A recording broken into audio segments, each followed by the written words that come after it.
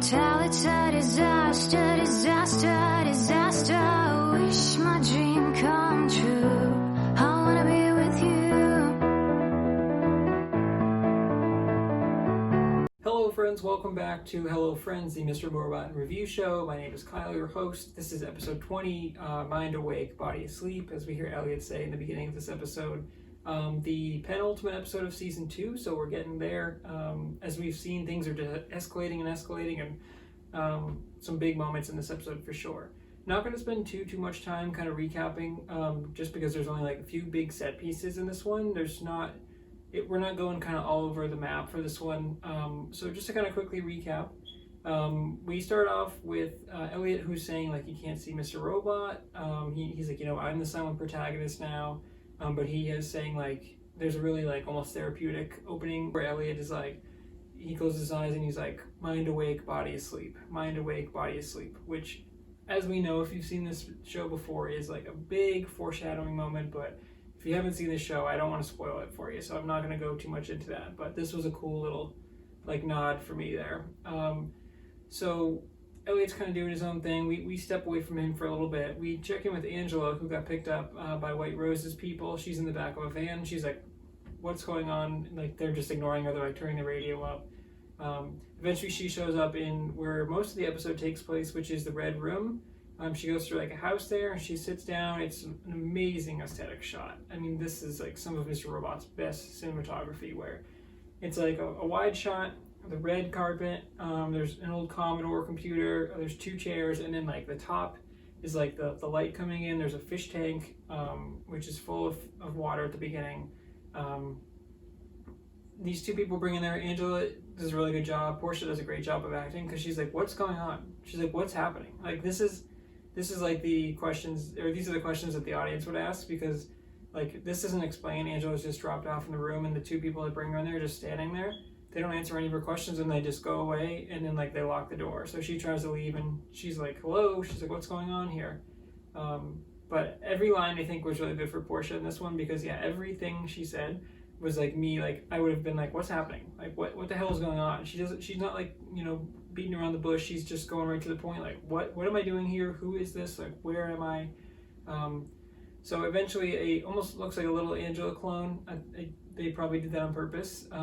But this little girl, she comes out and she's in like sort of like a business suit, and she puts in like a big floppy disk into the Commodore 64, I think it is. It's like one of the first computers, and she loads up like this game, and I didn't catch the name of it, so I'll probably edit that in there. But basically, she sits down. She's like, please sit down. Like, we need to begin. We don't have much time.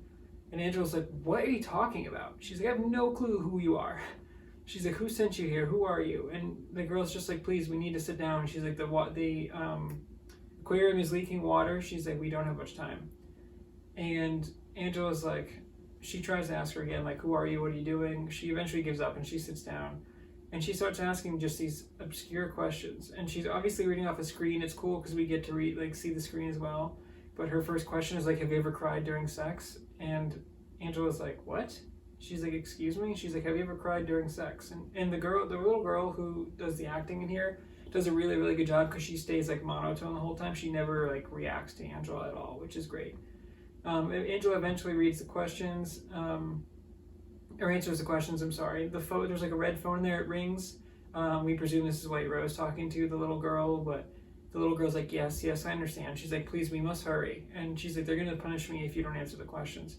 She like lifts up her shirt and she shows like the scars on the back that she's been like whipped. And whether these were, White Rose does eventually reveal that this was like a setup. So I'm assuming that they just like drew those on, but Angela doesn't know what's going on, and she knows they mean business. So this is like a big test. We cut to Dom briefly. As Grace Gummer. I'm sorry. At the beginning of the episode, actually, we do see Dom.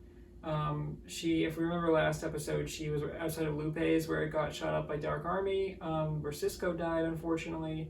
But Darlene was like covered in, not Darlene, I'm sorry. Dom was covered in blood, and so she's like getting checked out, and the doctor's like, ask her all these questions. She's like, look, I understand that you have a process, but she's like, I need to get back to my job. And they're like, no, we need to do like a psych evaluation. And she's like, no, I'm good. And they're like, no, you're just in shock. She's like, no, I'm shocked at how you're treating me right now. But she's like, I'm good. Like she's like you're wasting my time. Like I want to get back. Her boss, Santiago, I think his name is. He's there as well. And he's like, hey, I need a moment alone with Dom, because Dom's like, look, this is a bigger thing. She's like, we need to know this is more than just a terrorist attack. This is an act of war. And so Santiago like sends him out of the room. The guy's like, I can't leave, and he's like, yeah, you can. And the guy's like, okay. So he leaves, and it's just Santiago and Dom is like, look, something's going on. We need to like get this shit going. What's really good is the guy who plays Santiago does a really good job of acting, because every scene that Dom has like confronted him or revealed that she's like onto it, he's like uneasy. And like we do find out that he's got a bigger role down the line. Again, I'm not going to spoil anything if you guys haven't seen it. But he's like, no, he's like, he explains that they just got a $2 trillion loan from the Chinese government with no 0% interest, which is the one Philip Price threatened BD Wong with, where he was like, I will rain chaos. So they did give the money to save the power plant. And we find out White Rose is more involved in that later, but that loan did go through, so they saved Philip Price's bacon for the moment. There is a scene later on where Philip Price is talking to the guy from like the federal government, I think, or like he was the one looking for a loan. He's like, hey, I need to do like an e-coin loan of like $7 trillion $2 trillion. The guy's like, look, we can't give you a loan or provide you a loan with something that you wouldn't do in real money or like in cash. And he's like, look, cash is running out. He's like, it's very hard to come by. And he's like, it was always going to go this way. The 5/9 hack just accelerated it. And the guy's like, I'm telling you no. And Philip Price is like, look, there's still profit from defeat.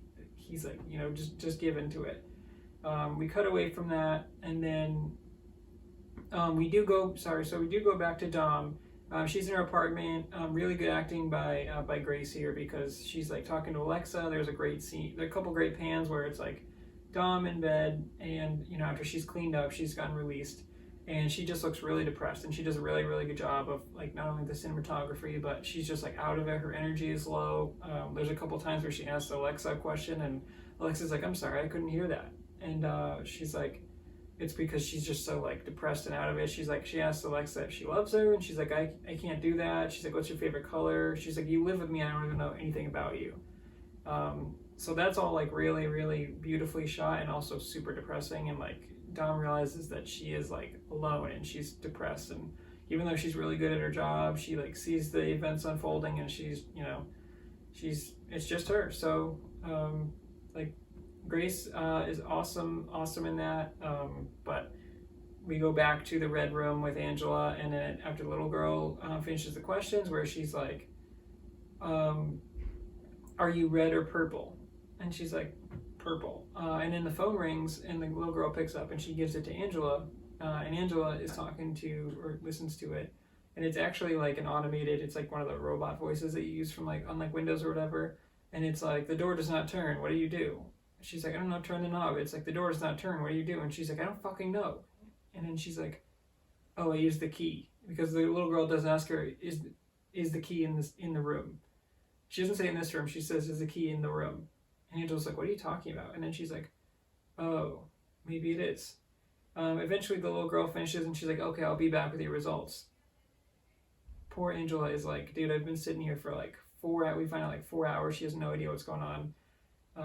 But eventually White Rose does come in with the beeping watch. There's awesome aesthetics where like she brings a whole bunch of cigarettes and starts smoking. And so like the cigarette smoke is like going up, and it's just like that wide shot, and it looks so good. It's like you're just locked in there. And White Rose is like, hey, I've allotted 28 minutes to this conversation. White Rose is like, look, Angela, you've been everywhere. She's like, usually you're dead. Like, my people would have killed you estimated 90 days ago. But she's like, I've let you live. She's like, I want to know like what is so important. And Angela's just kind of sitting there like kind of starstruck.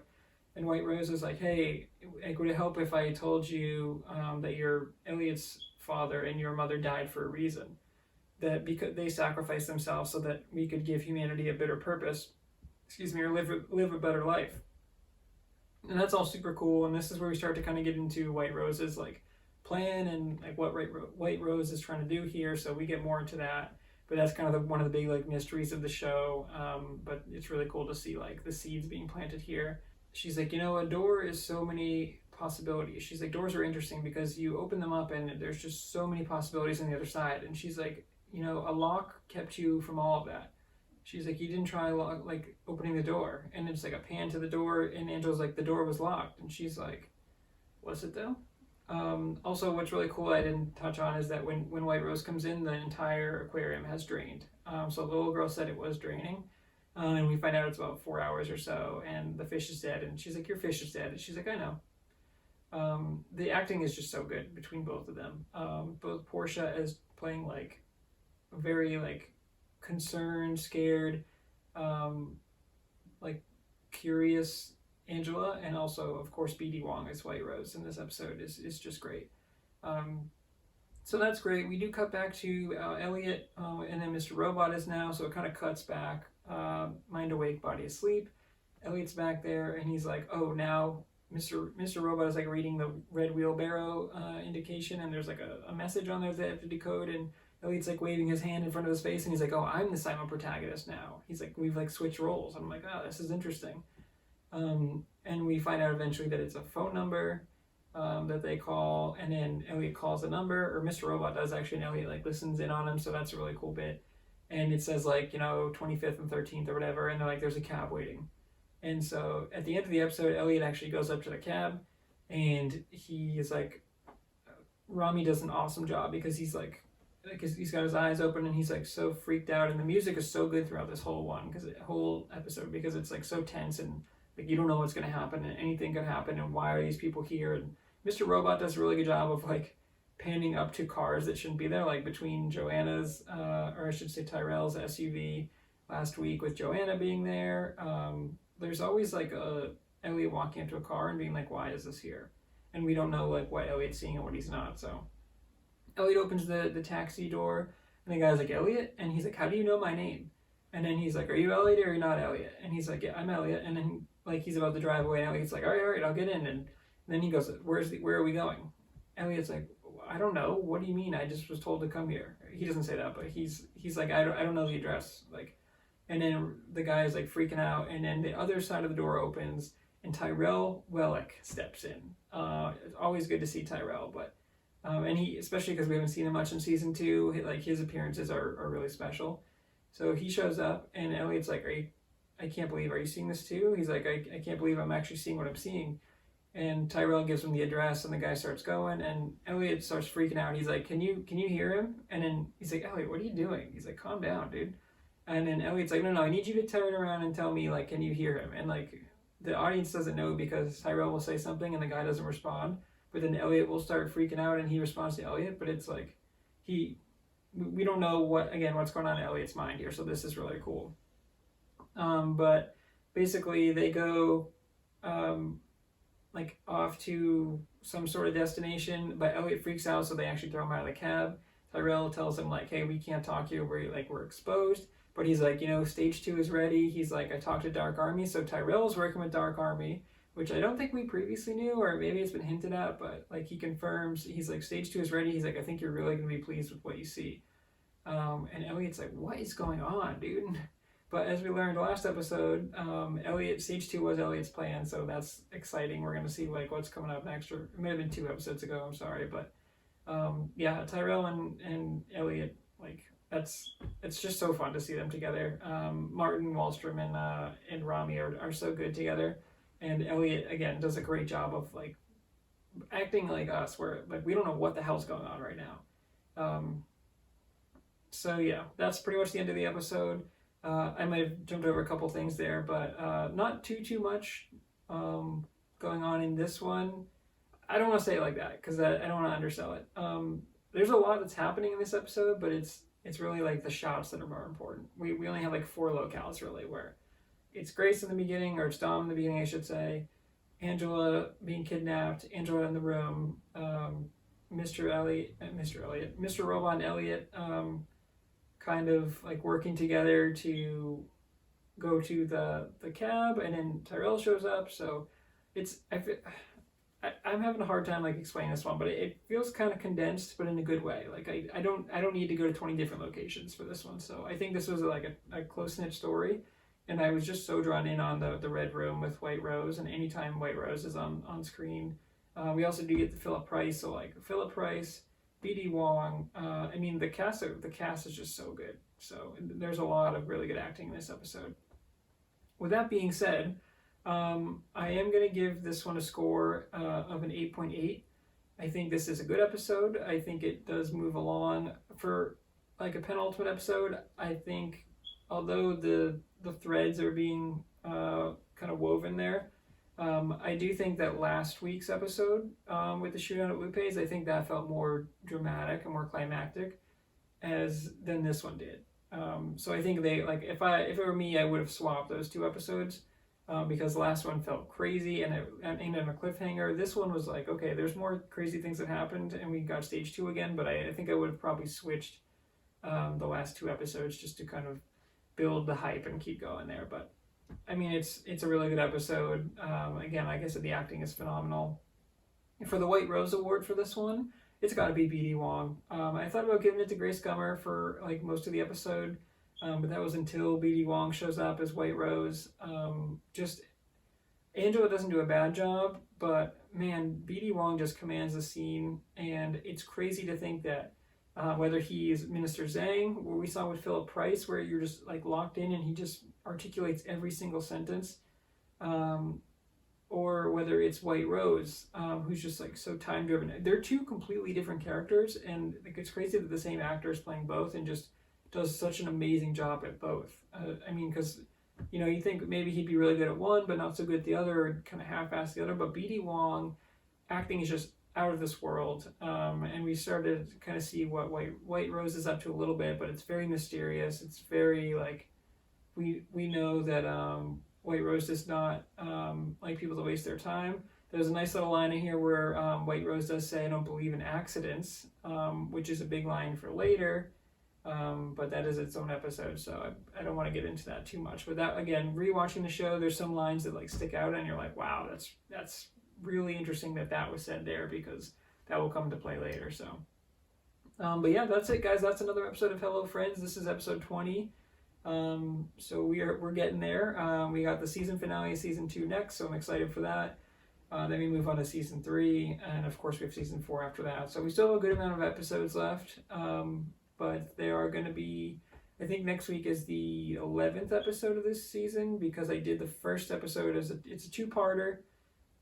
So I forget how it works. I think there's technically 12 episodes in season 2, but it is the finale. I always think I'm like missing an episode because I go through like the Blu-ray menu and there's like 2 parts here, but then I look back at like Hello Friends and I'm like, okay, I did 1 episode, but this was 2 episodes of Mr. Robot, but it was the same thing. So but yeah, thank you guys so much for joining me. Please like, comment, subscribe, and until next time, guys, goodbye, friend.